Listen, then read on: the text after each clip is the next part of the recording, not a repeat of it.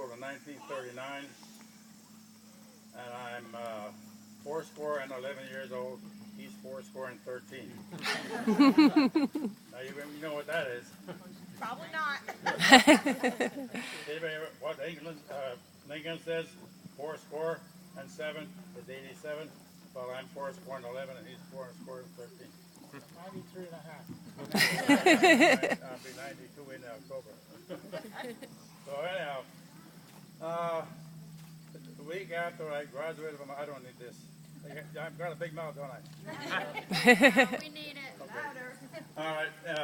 Week after I graduated, I was on my way to New Mexico to a little town called Columbus. That's where Pancho Villa hit in 1916. Well, I was out there for a year. I was on a surveying crew. I was out there for a year, and there was no use coming home, so I transferred to the closest camp to my home. My home was in Summer Hill, Pennsylvania, and I got the promised land. So here, I was up here for a year, and I wasn't one for much for hard work neither. So they needed 2 truck drivers. Me and Nutsy Barno from Nesquehoning put in for it. We had 6 hours of classes, and they said, now you're good enough to go for a truck. So they gave me and Nutsy Barno a 1935 Rio Speedwagon dump truck. And we used to go out to the quarry. They had loaded up by hand with big goonies like that over there.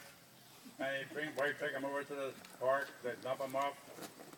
The Polish kids from Coaldale, Lanford, Summer Hill, Troop, they all broke them by hand. No crushers. That's how the roads around the park were made. The parking lots, the bridges, all made by hand. So anyhow, after 11 months here, the CCs were breaking up. Everyone was getting drafted. We were all draft age. So after 11 months, this camp broke up, and there was 200 of us here. We all went different places. I was sent to Waterville. It's up by Lycoming County. And I was there a month, and that broke up. So I was sent home. I didn't go back to Summer Hill. My Aunt Marion got me a job in Bethlehem Steel in June of 1941. So I was there for 6 months. Pearl Harbor came. And my brother Charlie, he was already in the Marine Corps. He was stationed at Quantico. So he wrote me a letter. He says, Connie, things don't look good in the Pacific. This was October of 41. He says, things don't look good in the Pacific, Connie. If something happens, join the Marine Corps. It's a good outfit. That was a rude awakening.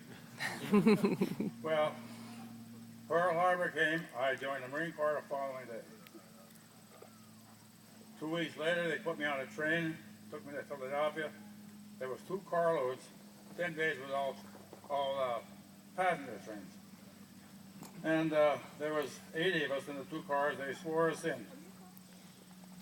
And remember the days in a lot of you remember the old trains. The conductors in the trains, when you get close to like you leave Philadelphia, they say, Wilmington, 15 minutes, Baltimore, 20 minutes. So this train keeps rolling and rolling. We get to Washington, pull out of there, and the guy says, Quantico, 10 minutes. So I reach up for my little shoebox full of stuff. That's all my worldly stuff. And the guy in the car says, where are you going? I said, I get off here. My brother's here. He says, you don't get off here. You go to Paris Island. I said, where's that? That was the first bad part. Then the boot camp was horrible. Then I got a big long, in July, I crossed the equator, July 16th, and I got a big boat ride from New Zealand. And from New Zealand to Guadalcanal, to Laghi.